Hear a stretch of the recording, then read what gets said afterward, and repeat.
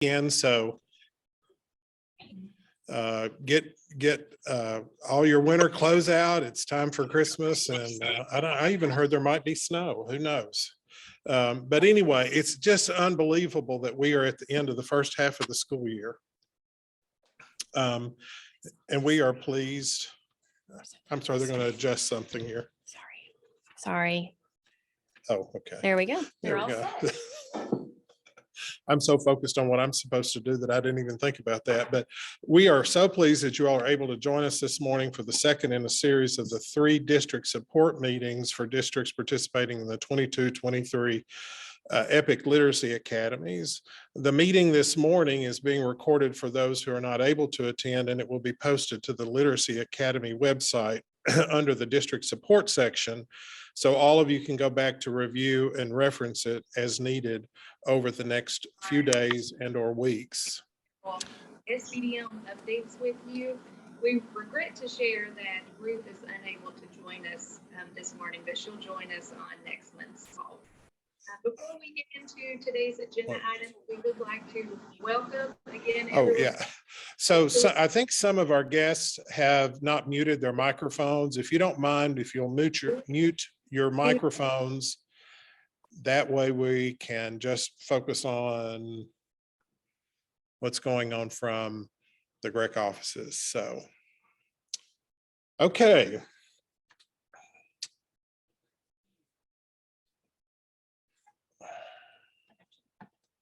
Just exit that out. Okay. I'm not illiterate with this thing. I'm just trying. Where are we? There you go. Okay.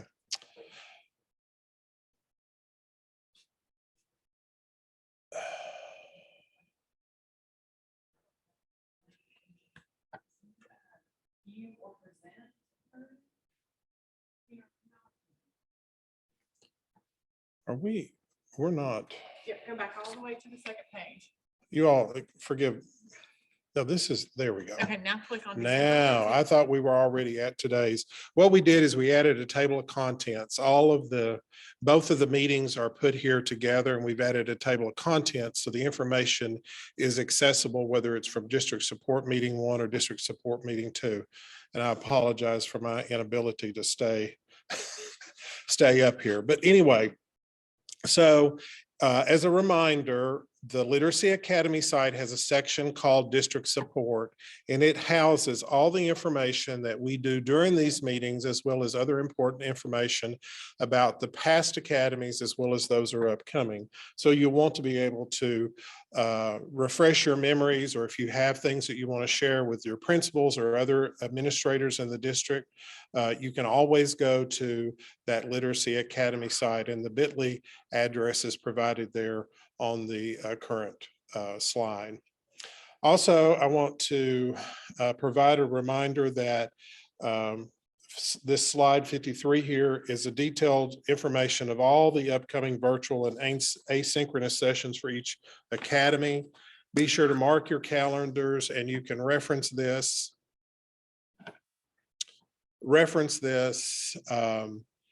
as you think about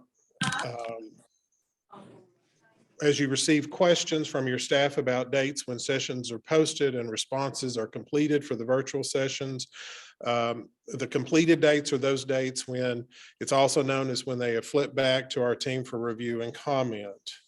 Now I'm going to turn it over to Dr. Harper to talk a little bit about our new certification system that we're going to start using immediately. The new system will be a great improvement over what we are currently using. And I think your teachers, as well as you as managers, will like the capabilities and the ease of use. Dr. Harper. Okay, so again, also just a reminder to mark your calendars for our future meeting, which will be February 7th, 2023. And again, we're just going to build the slide deck out in this one. So you're not searching for multiple slide decks. Everything will just be continued to house in this one. So let's dig into Accredible and how we're going to start managing our certificates.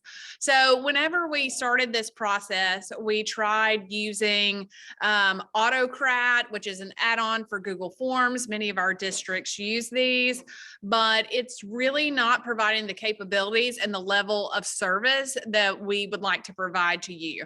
So other professional organizations such as ASCD uses Accredible to house certifications and also micro credentials through the badging process. So we're going to start with virtual session 2.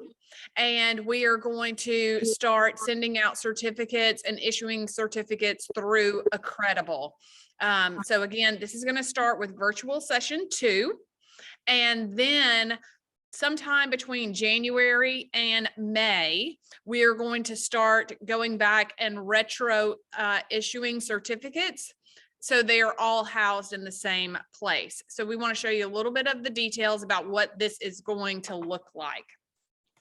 So your educators will receive an email that has a copy of the certificate housed in there and also a badge if we decide to do a badge.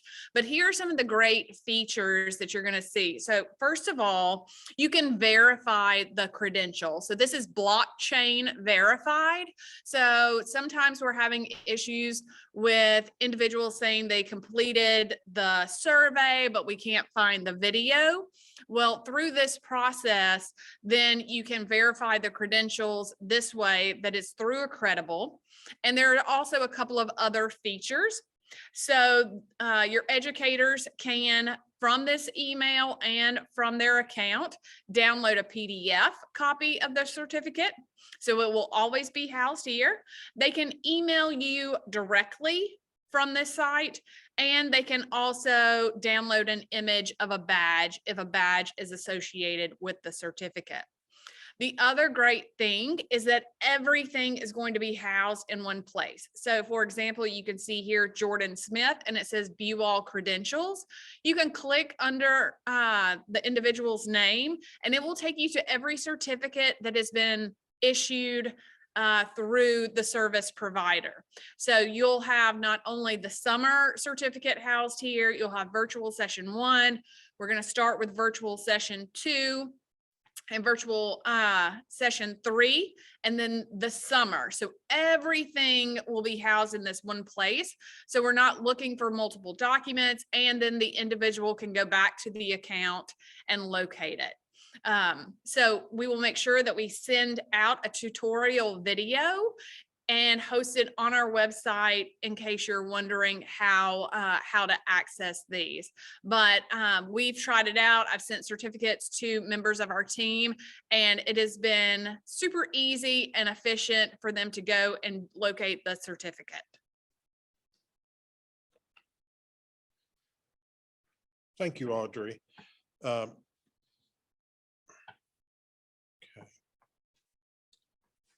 How do I get it? It's not moving forward. Stuck.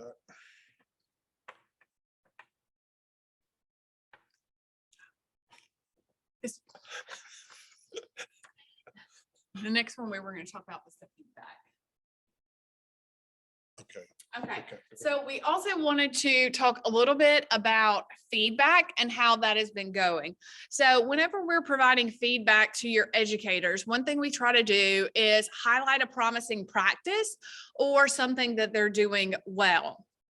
The other thing whenever we're providing feedback is sometimes we provide a reflective question for the educator to think about.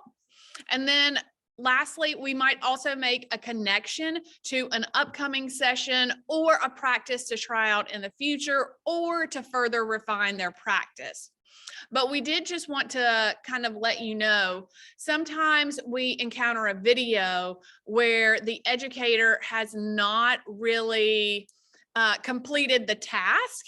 And sometimes it seems as if they are just talking about something that they have already done, or it's just not evident to us that the task has been completed. And so we just wanted to kind of open that up and let you know that we might be contacting you, especially now here that we have some that are like, oh, I didn't complete the assignment. And so now I'm just posting a video. And so some of those, as we're reviewing them, they didn't really do the task. So we just want to let you know that we're going to follow up with the grant lead to say, hey, we would like for you to take a look at this video and perhaps have a discussion about how to move forward on this. But as you all know, you have access to all of the flip accounts. So you can always get in and look at the flips that your educators are doing. And we've even seen several grant leads go in and comment on all of their educators' posts that they've done. So some of you are in there with us, you're giving your educators feedback. But if you're ever wondering, what does this look like? You can always check out those flip videos, and then always just drop in and ask to see how's that look in the classroom. Because again, this is a professional learning grant, and we really want to see how does this transfer to classroom practice. So if you have any questions about the feedback process, feel free to type those in the chat box or reach out to us individually.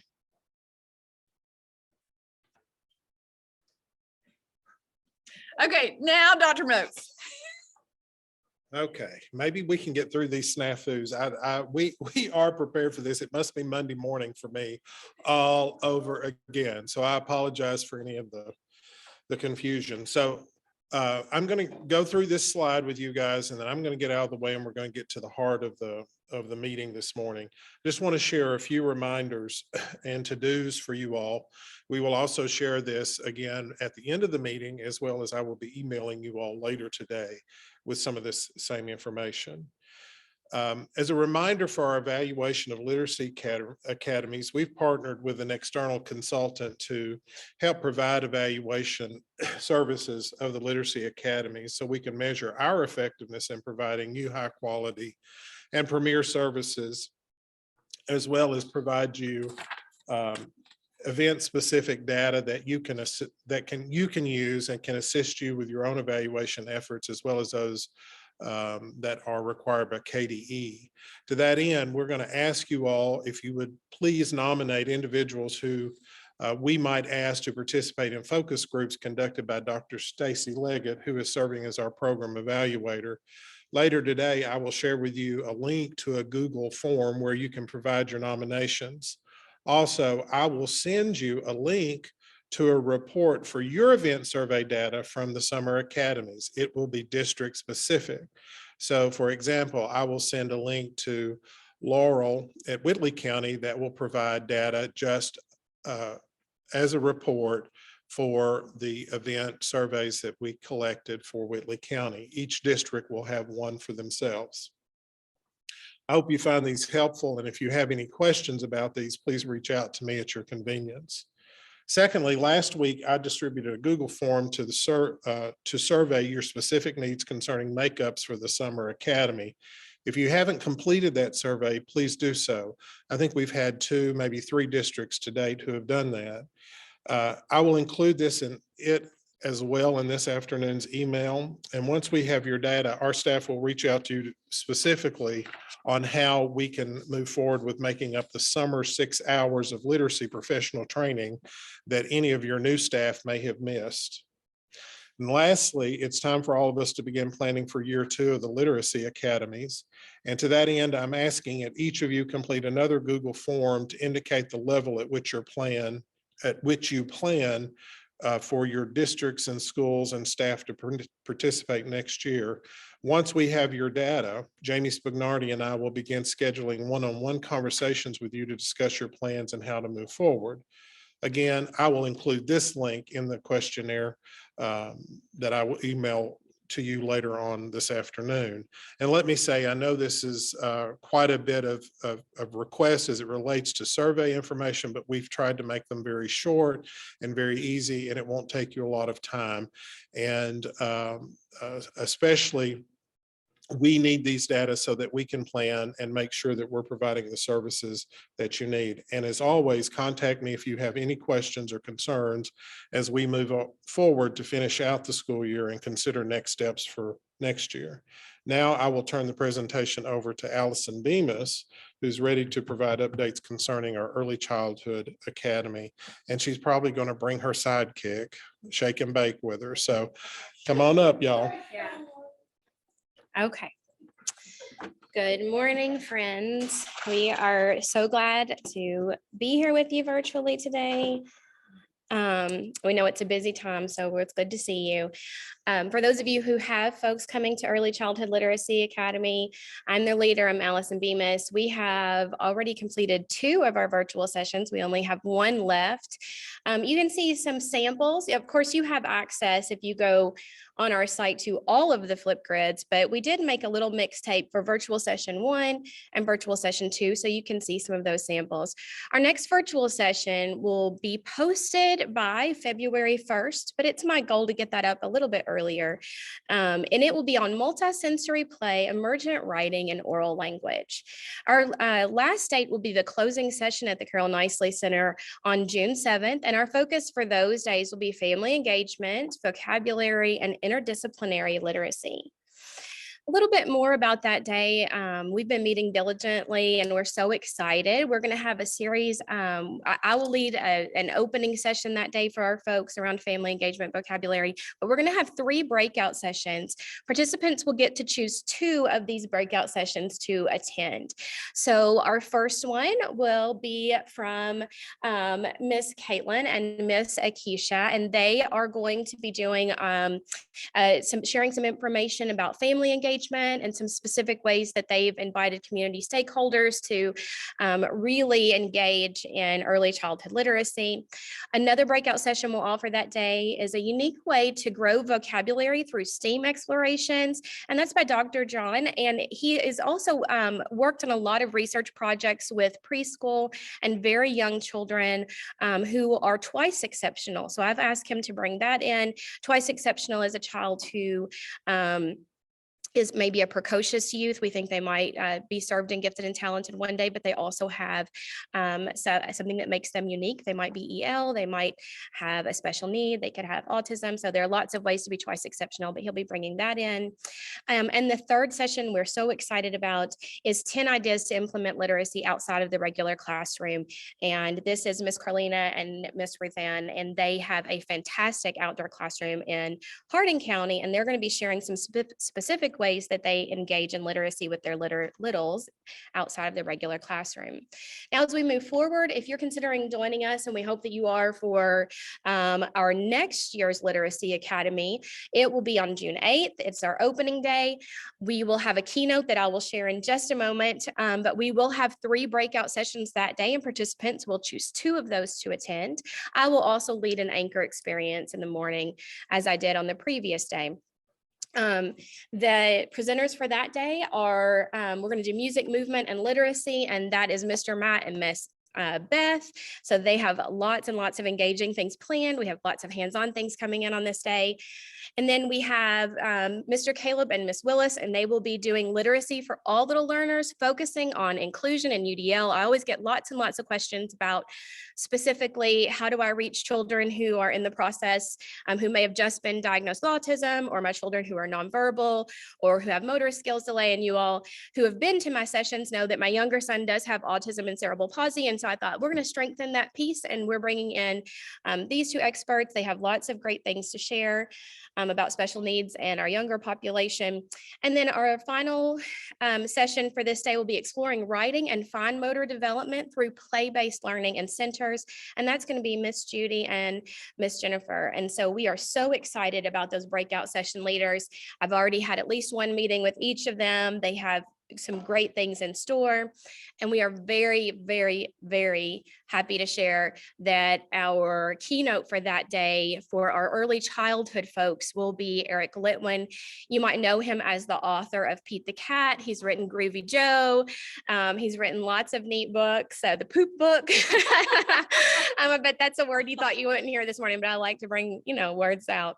So that's engaging by title alone. He's also written a book for teachers, though, called The Power of Joyful Reading. And so we're just thrilled to have him. He'll be leading 45 to an hour keynote that morning. And then we'll let people go in or have people go in small group to do a little meet and greet with him while I work with small groups. So We know there's going to be some singing and performing. oh yeah. So just know that second day there will be singing and performing the first day too, but singing and performing with Eric Litwin the second day for sure. If you'd like more information on what we're going to do for our Year 2 Academy, then we have updated that course description. You can click that there to see what we're focusing on each of those days. That's just for your reference. I have Jamie up here, and she's going to talk to you a little bit about our conscious discipline training that's coming up. Okay, we're really excited to bring Vicki Helper back to Bowling Green. She was here about 4 years ago. She's one of Conscious Discipline's master presenters. We had to work really hard to get her specifically, but she's going to be here. And I know many of you have folks that have been involved with Conscious Discipline. You know how important it is more than ever. After the pandemic, we just hear more and more about our needs. And so that's why we're bringing her in. And some of you have preschool partnership grants too that also called out a specific program like Conscious Discipline. So we're very excited to bring her for February. We'll be sending that out very soon. The link will go out hopefully this week so that you can go ahead. We are going to limit it to 60 people. So we'll be getting that out to you. Thank you. As always, if you have any questions about early childhood, please don't hesitate to reach out via phone or email, or you can put it in the chat box. Thank you. Okay, so let's go ahead and move on to next. We have Kate Wintuska, who is going to share with us about K-2. Awesome. Good morning. Good morning. It is so nice to see all of you and be together.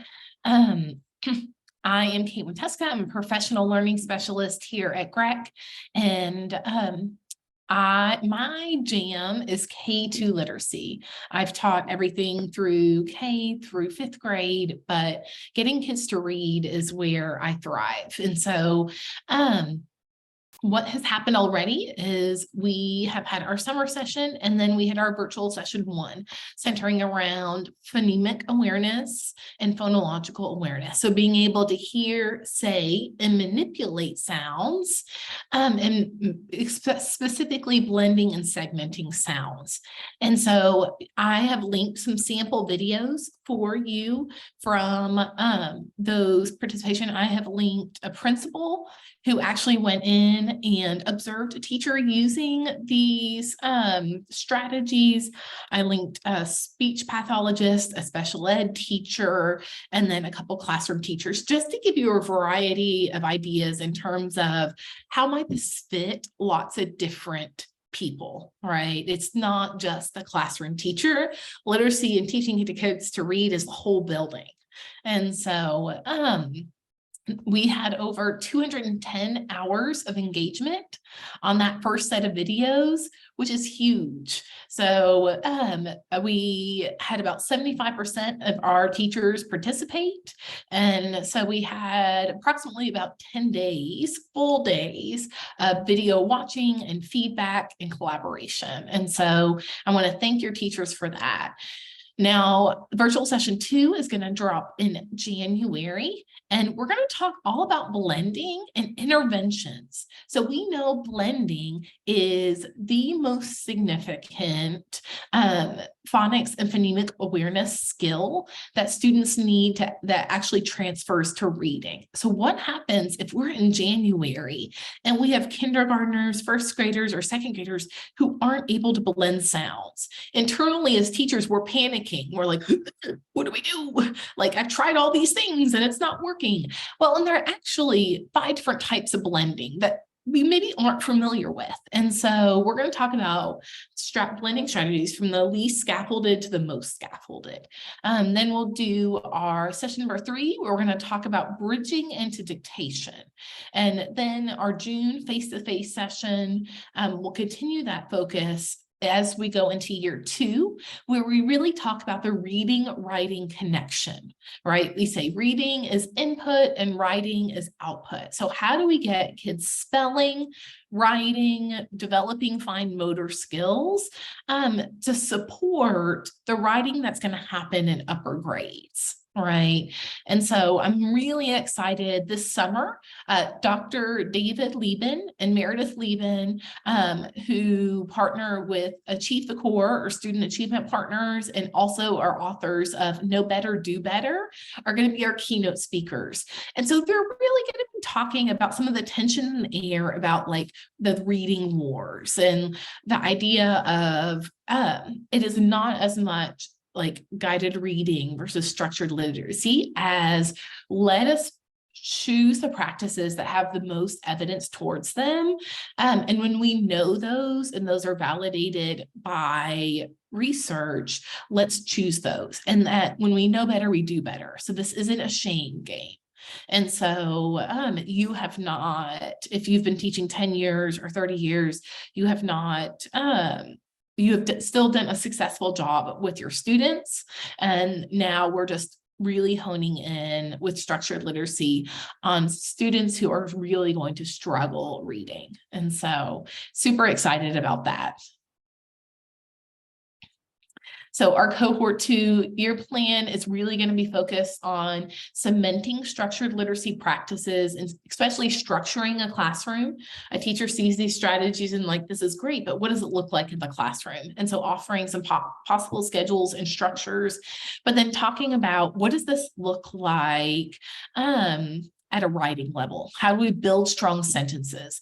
I hear all the time 3rd and 4th grade teachers, and I've even said this as a 5th grade teacher, like I'm still teaching my students how to write sentences, right? And so how do we do that so well in K1 and 2 that it doesn't have to become the focus of our upper grades? And so we're really excited for that.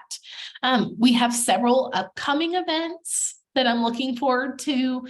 And so there has been, this fall, we did a series, Everything I Was Never Taught About. And from that, people said, hey, Kate, we have this huge hole in spelling. So we've been told spelling lists are bad, right? Quote unquote bad. And so we've thrown them out the window, but then we haven't replaced them with anything. And our families miss spelling lists because it's something familiar to them. And like, when are kids practicing spelling? So we're going to talk about what spelling looks like in a structured literacy classroom. And so we're going to do that through the book study, Uncovering the Logic of English. And so we're going to meet 18 hours in person this spring, all about reimagining spelling. So what does it look like? What does spelling look like when it matches the reading research? And so it's going to be fantastic. And so I'm really looking forward to that. Then starting next summer, we're going to do the Everything I Was Never Taught About series again, really focusing on intervention for students who are struggling. So we'll spend 18 hours deep diving into interventions for students who just, it isn't clicking. So what does blending and segmenting and writing look like when we're talking about tier 2 and tier 3? And so lots of really cool things coming up. I will say I'm going to drop in the comment section a link to our K2 Facebook page. Now, teachers do not have to be part of this page. It is completely optional. It's just an extra service that we've been providing, an extra way for teachers to connect. We have around 300 teachers here, and it's really cool. This has been the place where teachers drop pictures and problems of practice and are like, hey, look what I'm doing right now, and I'm combining skills. And it's really just exciting and heartwarming. And so if you want your heart to be filled and some just happy moments in this crazy season, definitely take a look and then celebrate your teachers who are participating in this living, changing Facebook community. I met with a group of interventionists last week, and we all shared like a victory from trying structured literacy strategies this year. And one interventionist said, Kate, I had this little girl and she's been in referral for SPED. And we've been using structured literacy with her. And what we're realizing it's not a reading disability, but it's a lack of exposure. And like that gave me goosebumps, because that is what we see when we use explicit and systematic instruction. And so we appreciate you. We appreciate your support of teachers. And as I can support and encourage you, troubleshoot with you, please let me know. And so I can always be reached, phone, email, text, just let me know. Thank you, Kate. I'm going to take it from here with intermediate literacy and what's coming. So we also have posted our sample flip responses. I think you're maybe beginning to see a pattern. We've all got these mixtapes that we're using, and I love that feature on Flip. So if you're using Flip in your district for other things, then that's a really cool feature that you can add, is to create some sample responses in one section. Your students may be able to do that in classes that are using that. So upcoming is the virtual session number 2, which will drop on January 3rd. And that's going to be about text structures. And so they'll be digging into that. And I know some people have already begun instruction on that. So that's part of what I do as an EPIC professional learning specialist, is coaching in the districts. And so while I'm out and about, then I notice some of the feedback from teachers that are being coached. They would say things like, well, I know, but I already had taught that this one way. And so then you guys are going to be putting it on here. And then I've got to reteach it. Well, so what I've decided to do, there'll be like a this or that section. And I think for the most part, we try to provide options in these virtual sessions. So if they're introducing text structures, they'll have a this. And if they've already introduced, but they need some firming up, then they'll have a that. So hopefully that will meet everyone's needs in that way. Virtual session 3 is going to be about writing to learn versus writing to demonstrate learning. And then we'll have our face-to-face on June 7th. And we are adding a person to our intermediate team. So we still have Kaylee Crowder working with us on math, and Dr. Janet Kirchner from social studies. You guys met her last summer. She is coming back to help us again this summer to work with us, and she's amazing. And we are also adding Melissa Rudoloff, who works at SkyCTC, but she works through professional learning for science and math areas. And so we're really excited to bring her on. She's going to be providing some specific science-specific literacy practices for our team. And I don't have control of the slide deck. So, okay, thanks. So as we move into the next year 2, 23, 24, you'll see that I've updated the course description, and you can find more, you can read about more information there for what specifically we'll be doing. We are going to be going deeper. So if you'll remember, our theme is sort of the skills, will, and thrill of reading instruction. And so we've started out with those surface level skills that we need, the surface acquiring skills, and we're moving towards surface consolidation, firming up what students need to be able to do so that they can become metacognitive readers. I think that's the goal, is that our students become metacognitive readers. And so in this next year, we'll be working on some surface consolidating, and then also some deeper acquiring. So we're heading into some deeper level learning. So text set analysis and development. We're going to be doing some concept mapping with hexagon maps. We're going to be doing some questioning and metacognition. And of course, I'm always going to bring in that reading writing connection.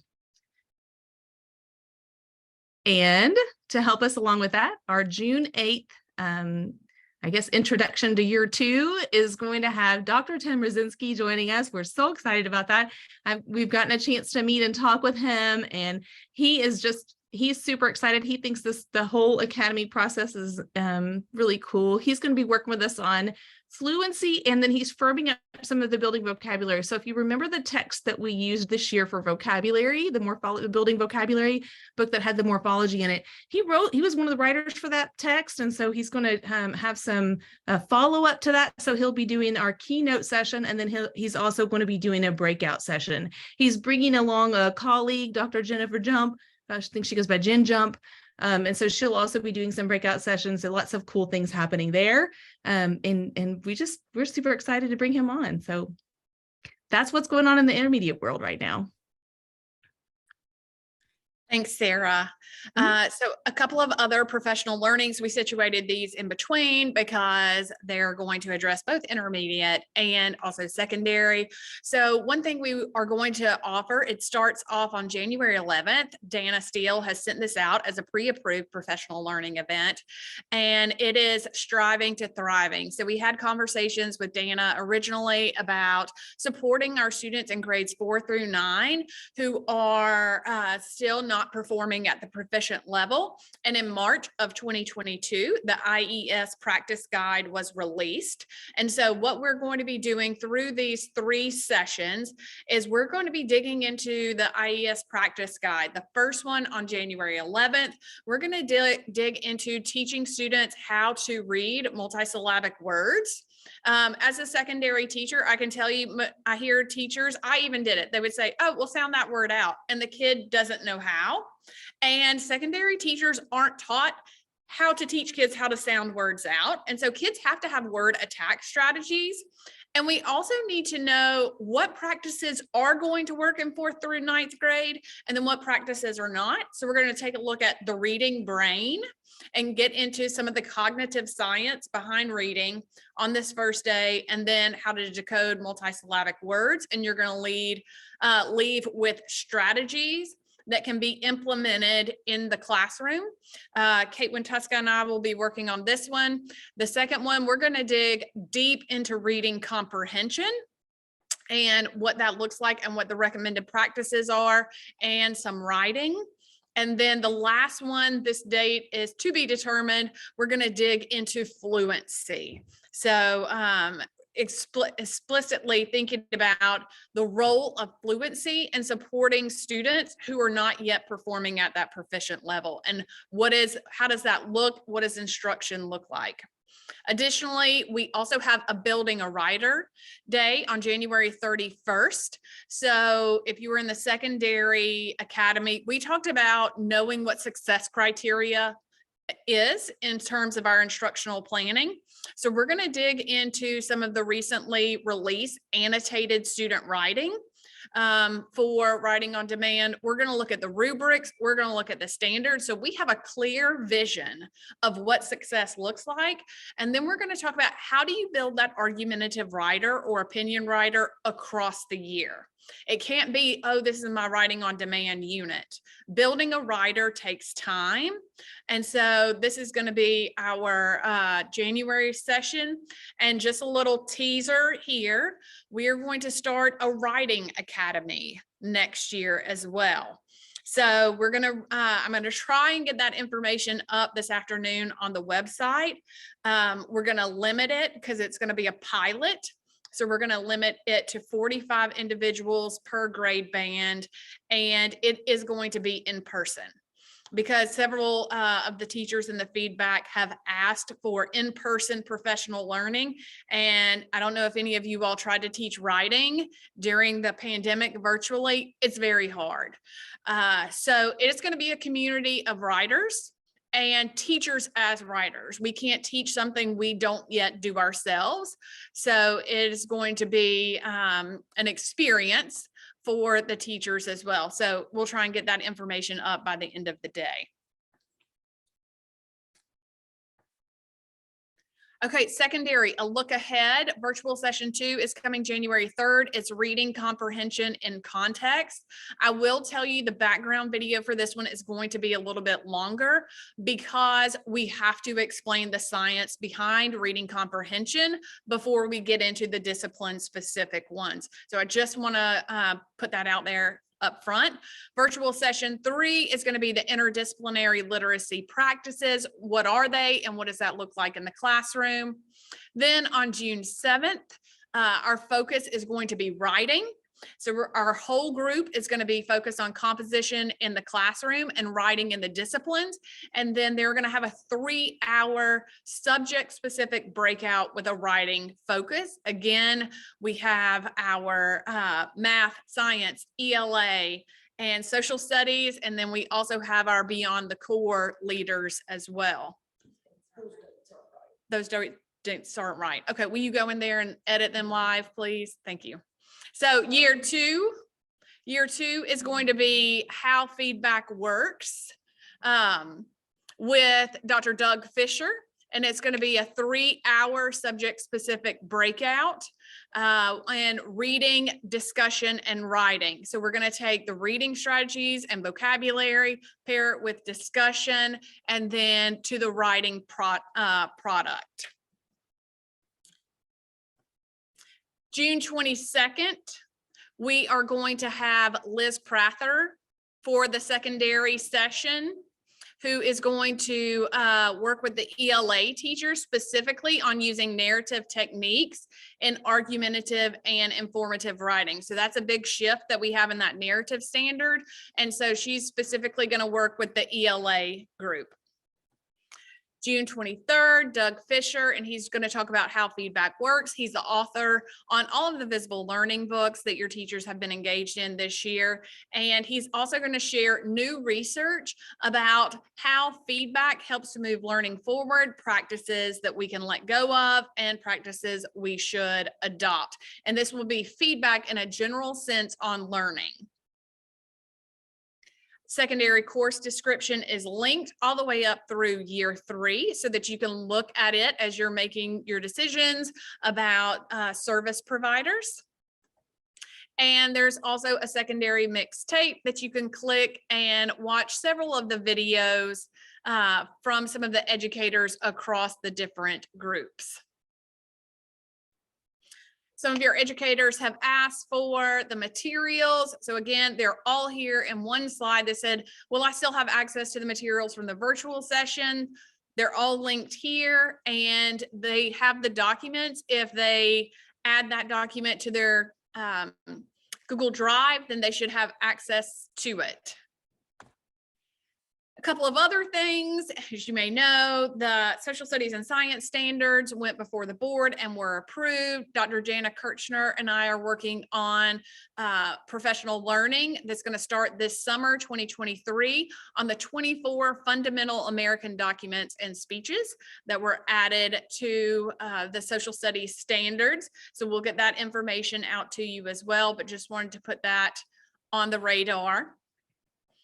And we also have in March with Dr. Jana Kirchner applying disciplinary literacy through inquiry practices that's going to take place for grades 4 and 5 on March 6th and grades 6 through 12 on March 9th. And lastly, Michelle is going to share a little bit with us about K through 5 Beyond the Core.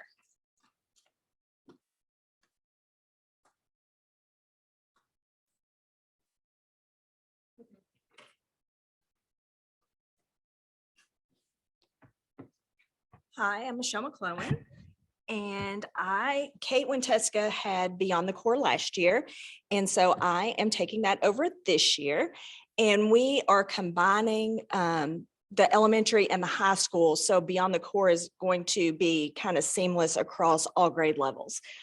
The first virtual session already dropped and it was over vocabulary and we did Marzano's 6 steps and we did, or they could choose to do the interactive word walls. And the materials are linked there and the video, we have some sample videos from the K through 5 group. sorry.